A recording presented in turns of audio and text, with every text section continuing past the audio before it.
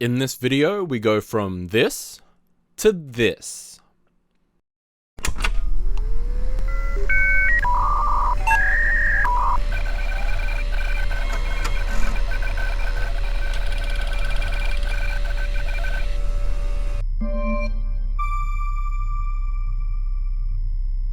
Hey, what is up? Wayne here, and welcome back to Dark Circus Miniatures. Last week, I took you through how to kit bash your very own limited edition Sergeant Castus, and in this video, I'll be showing you how to paint him in his ultramarine colors. First off, I have Xenophil primed Sergeant Castus off screen, so if you would like me to make a video on how to do this, please leave a comment down below, and I'll be using an airbrush to apply our first layer of paint. Now, I'll be using Citadel Contrast Ultramarines Blue. You don't need an airbrush for this, as this will be easily applied with a brush, but I figured I'd give it a go. I drop a few drops of blue and add a few drops of Vallejo airbrush thinner, and then I give it a shake and add it to my airbrush. Now, after giving my brush a test shoot, it comes out a bit messy as my needle is a little too far back.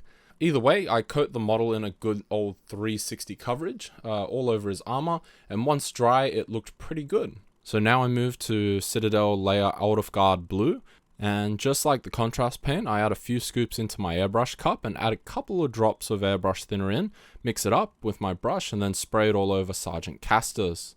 Once dry, it does make the overall blue armor look a lot lighter and more vibrant. Next up, we'll dry brush on some Citadel Calgar Blue to quickly add some texture and lighten the hard edges of the armor.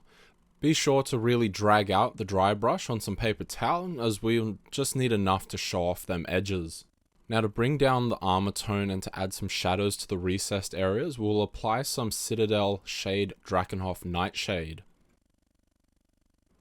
Once applied and dried, we will then jump back to Calgar Blue to revise these edges with another lighter dry brush. Let's prepare some transfers. To do this, first cut out the transfer images you wish to use and place them onto some water. I'm going to use my wet palette for this. As these transfers soak, let's prepare the shoulder pads with some Citadel Technical Ard Coat and Storm Shield. Start by applying Ard Coat evenly over both shoulder pads and let dry. We do this to create a smooth surface for the transfers to be placed onto. In that time, the transfers should be free from their paper backings and ready to apply to the model. Be sure to gently slide the transfers onto your model and then align them so that they're in their correct positions. Once placed, I will be trying out some Micro Set and Micro Sol. Now, these are solutions which help decals soften out and set on non-flat surfaces. We'll start by applying some Micro Set over the decal with a brush, and this will help soften and help it adhere to the surface of the model. Once dry, we then apply some Micro Sol in the same manner to finish the decal to a flatter state and set the decal.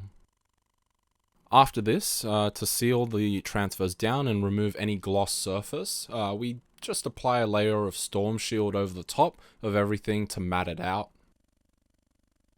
To bring a bit of color back to the armor panels and to blend in the transfers, let's add some Citadel Base Macragge Blue. Be sure to apply this in thin coats to the middle sections of open armor panels and to avoid the lighter edges and the darker shadows. Next up, some sponge work. Grab some scrap package sponge and tear it down. We'll be using tiny pieces to apply some Citadel layer Fenrisian Grey to further weather and wear the armor out. Just like dry brushing, be sure to remove the excess paint before dabbing it all over the model. You can now touch up any spots you wish to remain a darker blue with the previous Macragge Blue. Next step is to address the battle damage I added to the model, and this will be done with Citadel Base Mechanicus Standard Grey. With this, just dot out and fill any of the battle damage on the model. To continue, I switch over to Citadel Base Corvus Black, and this will be added to all the same battle damage areas, but only in the center of the Mechanicus Standard Grey. While using Corvus Black, you can also use this to color in the rubber limb joints. To paint the hair and pouches on Sergeant Castus, we'll now move to Citadel Base Dryad Bark. Next, let's paint some gold with Citadel Base Retributor Armor. This will be applied to the chest decoration, shoulder pad trim, and any other decorations on the model. Once done, we then move to Citadel base Abaddon Black, and we'll use this to paint any straps, the base itself, and any future silver metallic areas. And speaking of metallic areas, we'll give them a good dose of Citadel base Lead Belcher. This will go on all the hardware of the weapons and lower power pack, plus the bodies of the Necrons. Let's now bring some more vibrancy to the model with some Citadel base Mephiston Red.